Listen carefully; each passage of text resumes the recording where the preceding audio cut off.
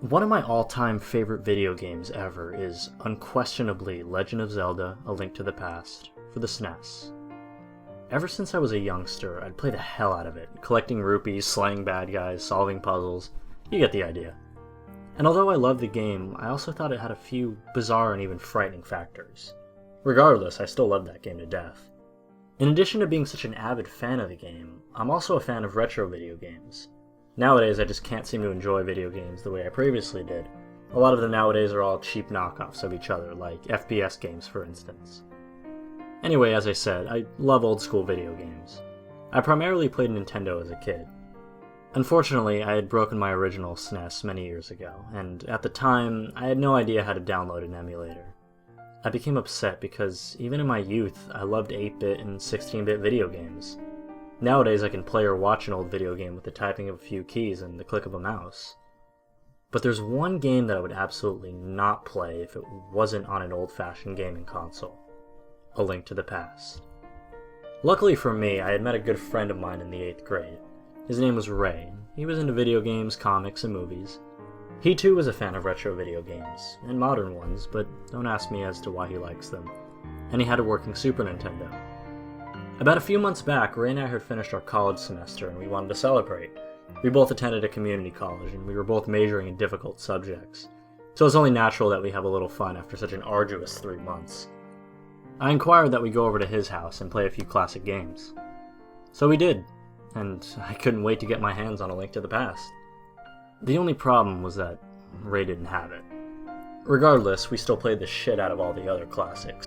Super Mario World, Mortal Kombat, despite not having the blood we've come to know and love, Donkey Kong Country 1, 2, and 3, Killer Instinct, Super Castlevania 4, Mario World 2, Yoshi's Island, you get the idea.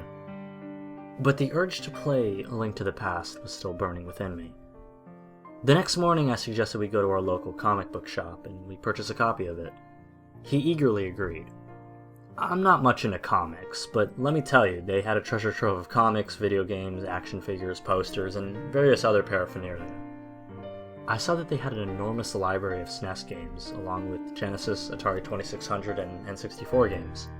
And for sure, A Link to the Past was among them. I scanned the shelves slowly with my index finger, and voila, I found it. I pulled it off the shelf and took a look at it. There was a sticker underneath the sticker that displayed the game's title. It said, "Used," in all capital letters. In all honesty, I hate purchasing used products, especially something as cherished as this. I tried to find another copy that didn't say anything, but to my chagrin, I couldn't. So I settled for the used copy. I wasn't going to let something as petulant as a game being used get in the way of me having hours of fun. We both got to Ray's house and I popped it into the SNES cartridge slot. Before we began playing, he went downstairs to go snatch us some snacks and soda. I pulled the game out of the slot and examined the game's cartridge. It looked normal enough. No signs of damage, and it was in fairly good condition. That is, when I turned it around. The text on the back of the cartridge informing the player as to how to clean the cartridge and how to properly use it was written backwards. It was still legible if it was held up to a mirror, but why would anyone do that? And then I turned it around to inspect the front. There was no official seal of Nintendo on it. And that's when I came to the realization that this was a pirated version of the game. The idea got me a little pissed off, since I'd wanted to play the original. But I decided I was jumping to conclusions too early. After all, I hadn't even played the game yet. So Ray came back and I momentarily forgot about the backwards text and the lack of official seals, and I popped it into the console. We both sat in eager anticipation, since he too was a big fan of the game. Then that familiar Nintendo Presents flashed on screen with that little rupee sound, and I grew excited. My excitedness quickly descended into frustration as the screen suddenly displayed an array of pixels and exotic colors all over the screen. It seems the game had glitched up in the process. I rolled my eyes and I took out the cartridge. Blowing on it, hoping that would get rid of the cause of the glitching, I popped the cartridge back in and turned it on once again. Again, the Nintendo Presents logo appeared, only this time the rupee sound clip had a lower pitch. I arched my eyebrow. I don't know if Ray noticed it, but I assumed he didn't since he didn't say anything. Then, the primitive three-dimensional triangles that would form the Triforce behind the logo began rotating their way towards the middle of the screen. except the little tune that played when they did was playing backwards, distorted and glitchy. I turned to Ray and said, "What the hell's going on?" He just shrugged and said, maybe the game's a little old. I figured he was right. After all, it was a used cartridge. When the Triforce had formed, the sword came down and made that sheathing sound, except that heroic fanfare did not play. Rather, there was no music at all. Interestingly, underneath the title where it's supposed to say A Link to the Past, there was nothing but a mess of glitched pixels. Now this was getting weird. I pressed start and everything was smooth on the file creation screen. I wrote down my name and started the game, but still there was no music to be heard. The familiar darkness and bird's eye view of the room came on, showing Link asleep in his bed and his uncle sitting at the table doing who knows what. Then some text appeared on screen, like the original, but it wasn't the text I remember. It said, "Help me. Please help me. Don't let this happen to me." Then the text disappeared. Now, I already knew something was wrong when that happened. Zelda's message was not supposed to say that. Sure, it had been a long time since I'd played the game, but I don't remember her ever saying that. Now I was certain this was a hack or a bootleg or something. Ray said, "What the hell? She never said that." I agreed and made my suggestion of it being a hack or a bootleg. He said, "Well, that sucks. I figured that even if it wasn't the original, it still might be kind of cool." He agreed, so we let it go on. Around here I was expecting the screen to brighten up, and then for my uncle to tell me to stay in bed, but no. The room remained dark, and he said, "Don't move a muscle. You've done enough damage already." And then while still in the dark, he marched outside with his sword and shield. The music didn't start either. I could still hear the rain outside, but that's it.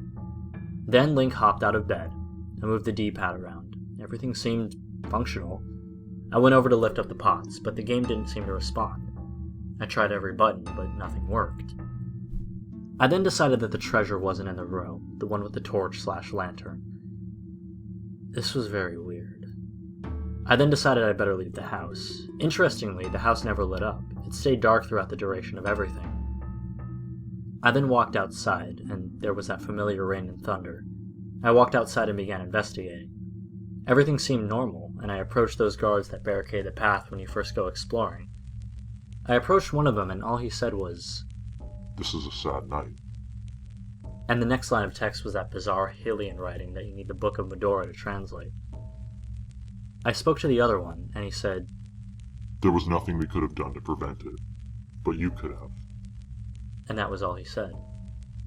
I said to Ray, "Man, what the hell's going on here?" "No idea, but pretty crappy bootleg so far, huh?" I agreed. This was weird, and I had no idea just what the hell everyone in this game was talking about. Did somebody die or something?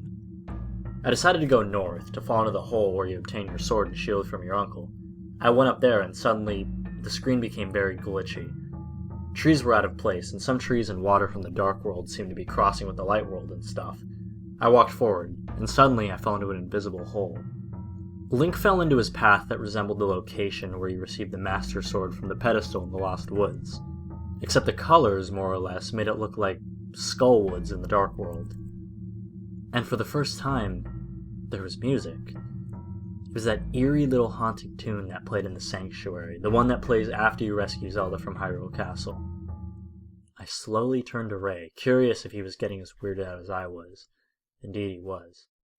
This was certainly turning out to be an extraordinary bootleg, if I could even call it that at this point.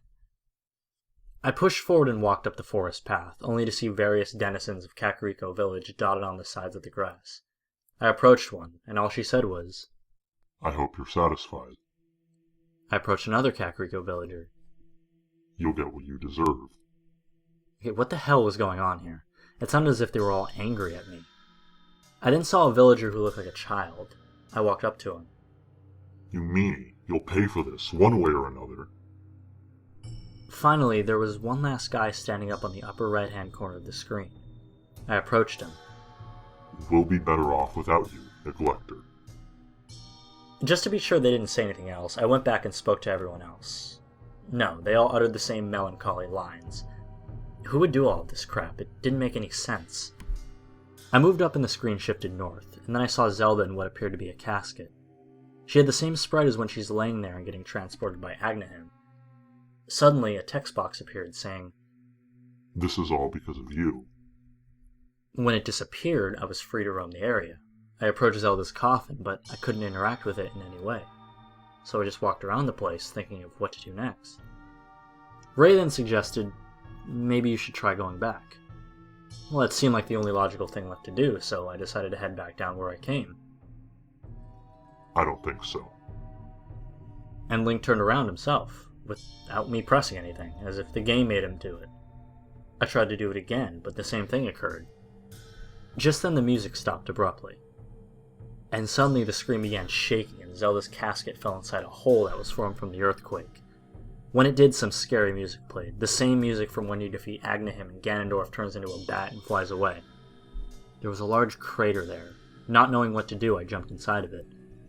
Next thing I knew, I was in this area with two narrow parallel walls on both sides of me that were a gray-black color. Also, there was shallow red water on the ground that was colored like that, I presumed to resemble blood. I walked up the hall and came to a dead end. The only thing left was a telepathic tile that was on the wall in front of me. And on the sides there were some doors, but they were sealed shut. They were the kind you needed to open with a switch or after defeating a few enemies. Anyway, I directed my attention towards the telepathic tile. I went over and tried to communicate with it, but it just gave me that Hylian text.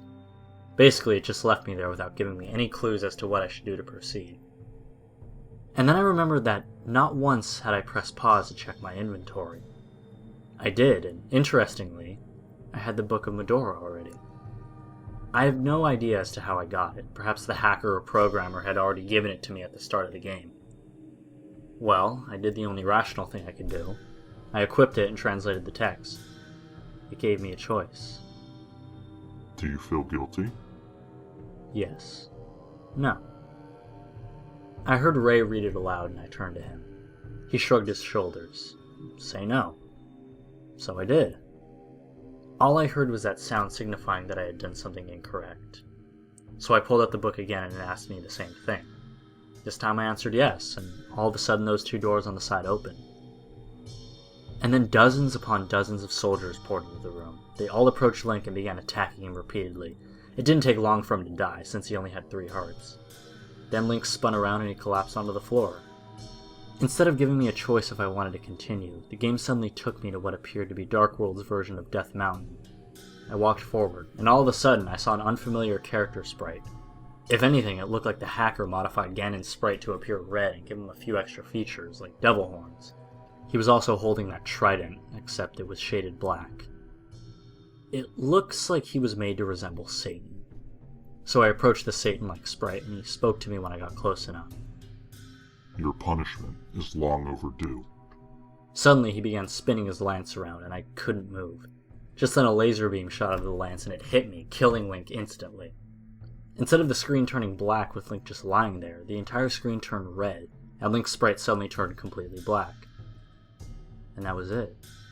The game just froze there. Nothing moved or anything like that. I pressed every button, but nothing happened. I turned to Ray again, and we just shrugged. I took the game out of the SNES and just looked at it one last time. And that was when I noticed that the game had no circuit board inside. How was that even possible? I called Ray over to examine this. He's always been much more savvy about old game hardware and disassembling shit like old gaming consoles, televisions, radios. And he knew right away something wasn't right. I popped the game back into the console to see if it would work again. But this time, all it gave me was that glitchy screen like the first time. I tried again and again, but it all went in vain. The next morning, Ray disassembled the cartridge and discovered there was indeed no circuit board inside of the cartridge. It was just a shell. He then reassembled it and we tried again and again, but to no avail. The game had never given us what it originally did that first night. How it functioned that night, we'll never know.